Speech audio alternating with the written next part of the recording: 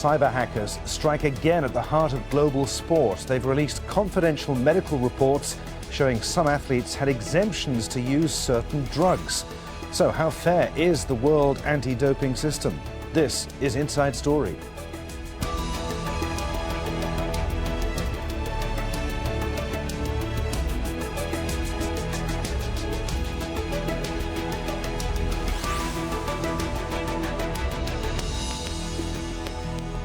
Hello, welcome to the programme. I'm Adrian Finighan. They call themselves the Fancy Bears, but the hacking group, believed to be Russian, isn't as whimsical as it sounds. It's broken into the servers of the World Anti-Doping Agency and released athletes' confidential medical records. WADA first announced the breach about a week ago, and the hackers have since leaked more information, most recently on Monday. This time, 26 athletes are named, including British Olympic gold medalist Mo Farah and Spanish tennis champion Rafael Nadal. The hack reveals that Farah and Nadal have in the past been granted therapeutic use exemptions, known as TUEs. This allowed them to take substances on the banned list for a limited period. WADA says all of the athletes named went through a strict process to take the banned drugs for medical reasons and therefore have done nothing wrong. But the hackers say that any such exemptions are a license for doping and shows how corrupt and deceitful WADA has become. Well, Russia's President Vladimir Putin has weighed in, saying that the leaks appear to support his assertion that his country's Olympians and Paralympians have been targeted unfairly. Russia's track and field team was excluded from the Rio Games after world anti-doping authorities said that Moscow ran a state-sponsored doping program, and the entire Russian Paralympic team was barred over the same allegations. We do not welcome the activities of any hackers, as you know, but thanks to them, it turns out that people who took part in the Olympic Games, who looked absolutely healthy, were taking illegal medicines, which gave clear advantages in sporting contests. And for some reason, our Paralympians, based only on some unclear suspicion that they were taking unclear medication, are being excluded from the Paralympics. Of course, this decision is unfair, hypocritical and cowardly.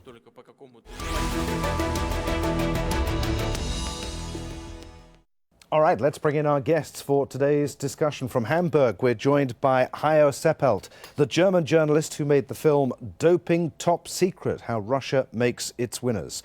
From Lahti in Finland, joining us via Skype, Dr. Sergei Iljukov, consultant for the Estonian Anti-Doping Agency, and from Washington, D.C., David Larkin, international sports attorney. Gentlemen, welcome to you all. Hajo, let's start with you. Are TUEs a license for doping? Theoretically, it can be a license for doping. It can be a misuse of excuses to be allowed to use medical support. But what we are talking about here is a real big and serious violation of data protection of athletes, because the whole data are in the hands of WADA. They should be protected, and this leak shows clearly that obviously the medical records of athletes who maybe have a disease, who maybe are sick, these data are not safe in WADA's hands, at least for the moment. All right, we'll come to the release of the data a little later in our discussion. But first, let's stick to TUEs themselves for the moment. Dr. Sergei Iljukov, what are TUEs exactly? What are they used for, and what kind of medical conditions? And who decides who gets a TUE and for what?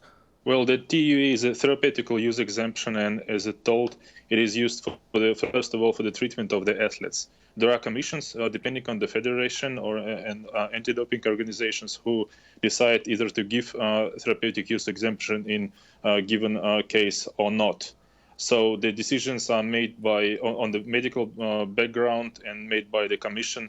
And well, I agree that there is a small chance of abusing the therapeutic use exemption, but in this case, we were talking about the cheating by the athletes, and there are not so many opportunities. It's not that easy in many cases to get the therapeutic use exemption. It must be very well medically established. So, Sergei, what kind of drugs can be used for a TUE, and is there a standard procedure across the world? I mean, would an athlete in one country be granted a TUE to use a drug that wouldn't be allowed in another country?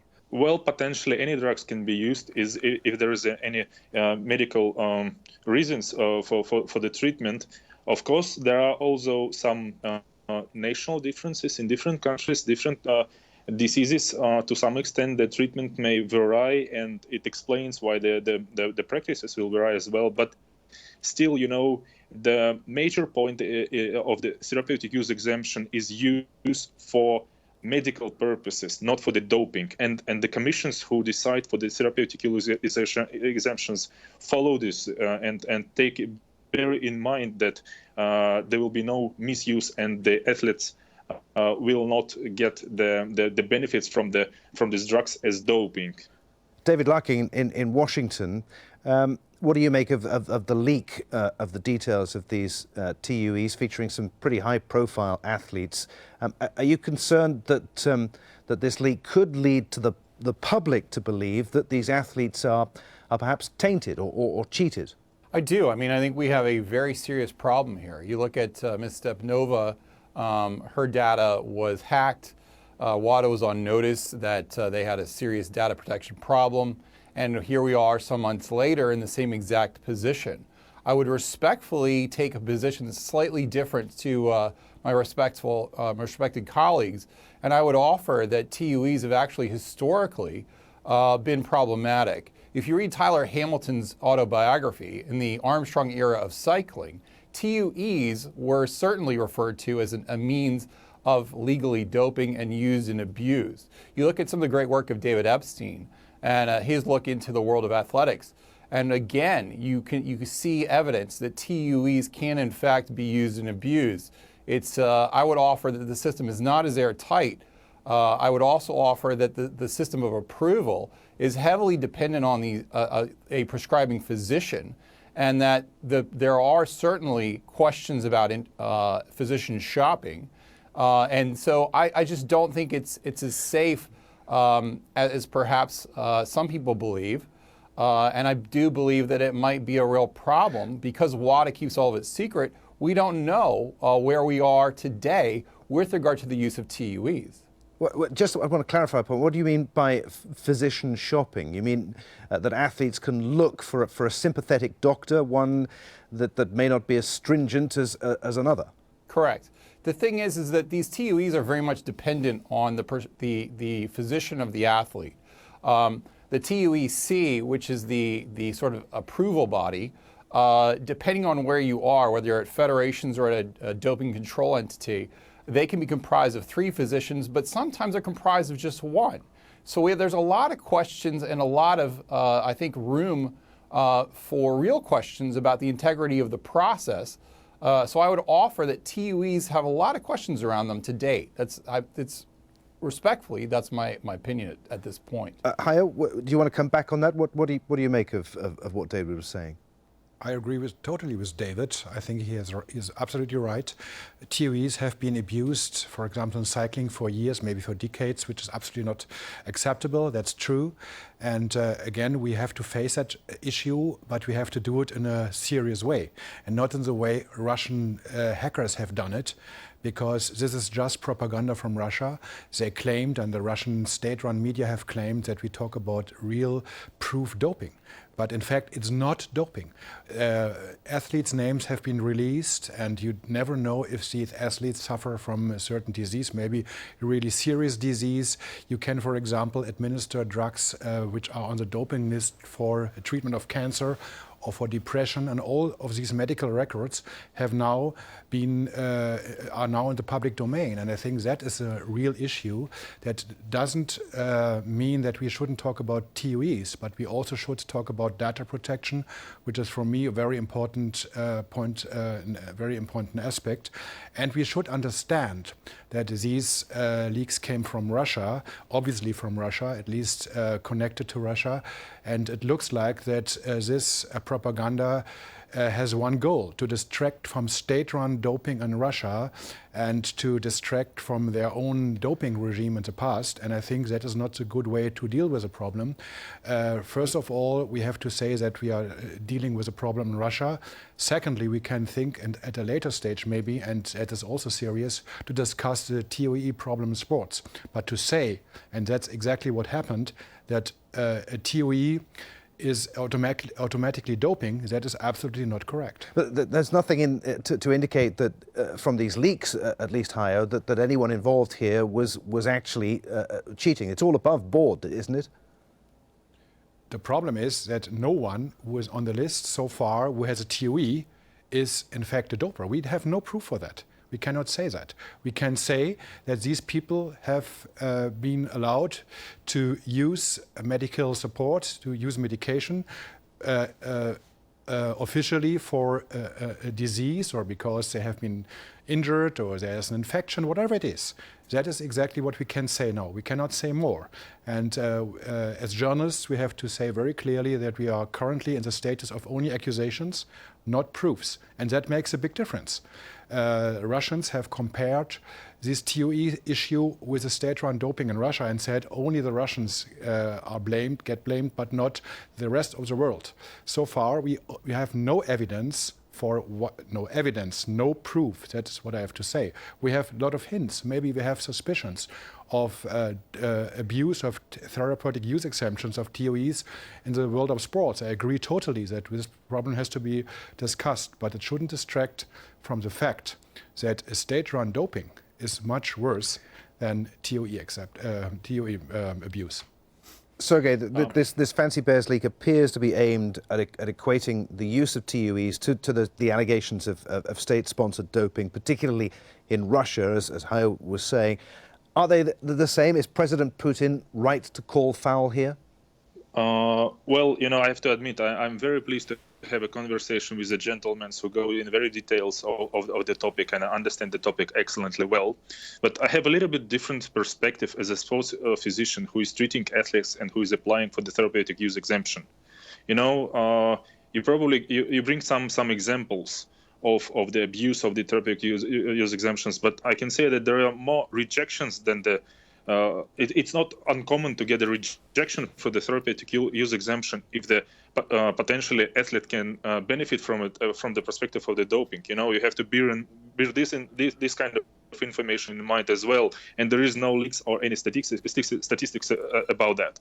And I totally agree once again that it depends also on the federation and the anti-doping organizations who accept the therapeutic use exemptions, and there might be some differences in the practices, and this is what we have to talk about and bring into attention and make it internationally similar in all the countries and organizations. Well, regarding this bigger issue of Russian doping and its cultural backgrounds that goes, with deep roots to the 60s, 70s, and the 80s. I have to admit totally with Hajo, there is it's a big issue for Russia and a big problem. But at the same time, I would like to pay your attention that we are talking about the heritage of the Soviet Union. Soviet Union, it means Ukraine, Azerbaijan, Armenia, and so on. It's not only about the Russia. And in my opinion, it sounds a little bit. I totally accept that there is a problem with the Russians, but in my opinion, it sounds a little bit hypocritical when we talk only about the Russia. Pay attention, for example, at the Ukraine.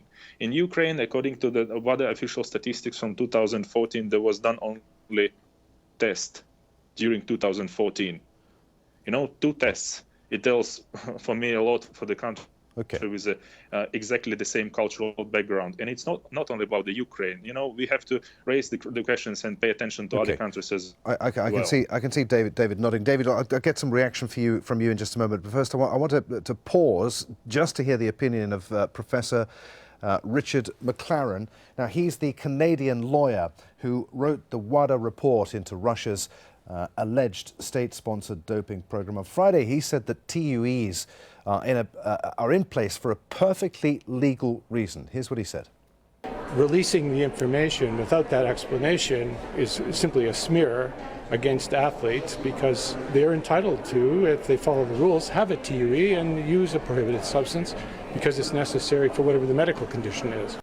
Now, that's what he said last week, but in an interview since then, Professor McLaren has conceded that the TUE system could be abused by athletes. He said an investigation may be needed to establish whether too many exemptions are being granted for certain banned substances.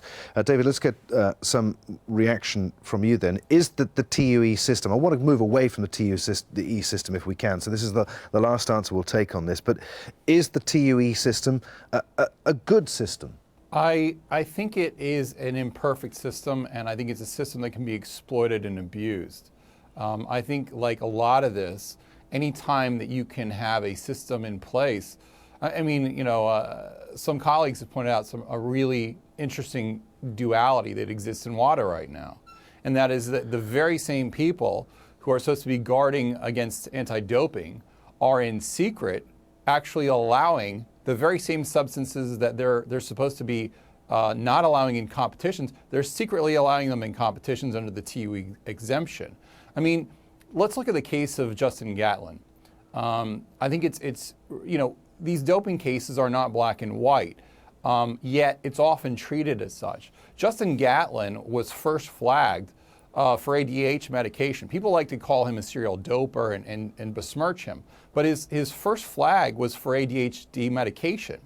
When you look at what's been released by Fancy Bears, some of these very same athletes, that's exactly what they're under a TUE. So Justin Gatlin wears this badge of shame for the very same medication use that other athletes are used and allowed to use under a TUE. So there's an inconsistency here that I think is problematic. Is WADA's drug testing system then fit for purpose, David?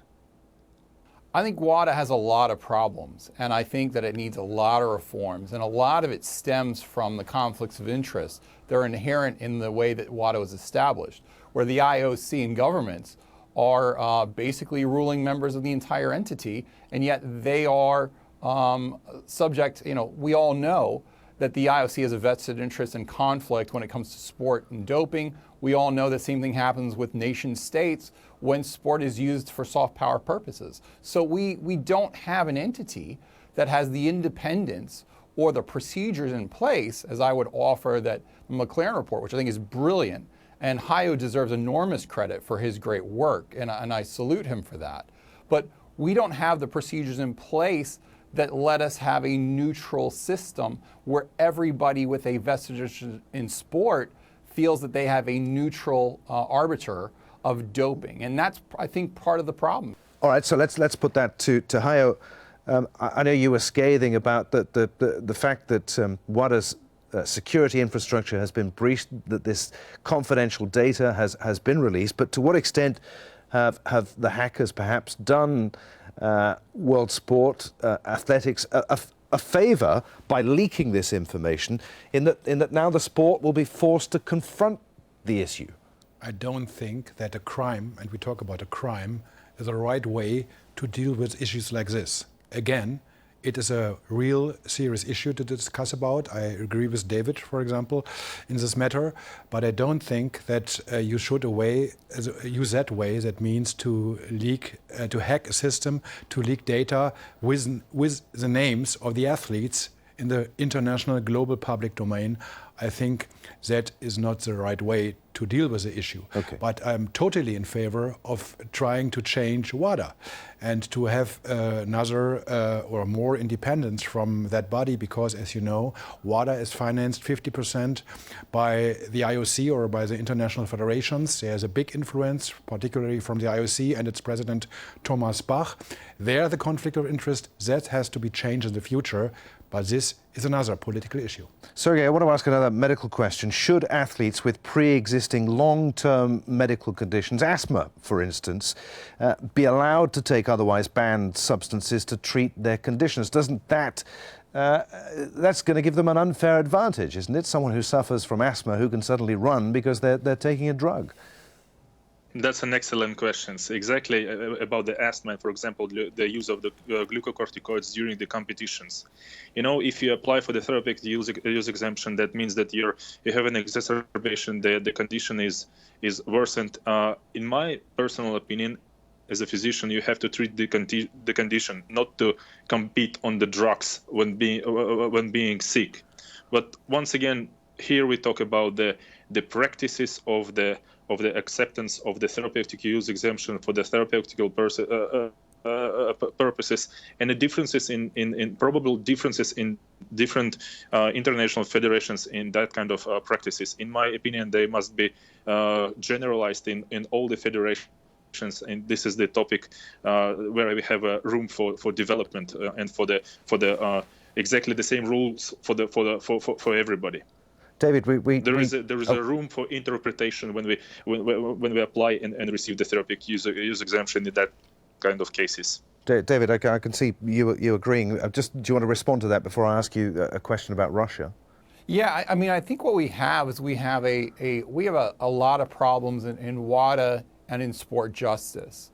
We have a system with conflicts of interest. We have inconsistent procedures. I mean, if you want to know how crazy this system is, look at the McLaren report, which was a great and important work, but it's an imperfect process. And I'm not trying to undercut the report. What I want to do is talk about process here, because we need to get all these competing national interests out of sport. We need a neutral place where people can, of every nation, can have faith in the process. But we right now, we've seen it in my organization for years, that people in this system of sport justice, and now you see it also now in WADA especially, that the procedures in place are chaotic. So you have the McLaren report on one hand come out, and it's important work which we should pursue with complete vigor.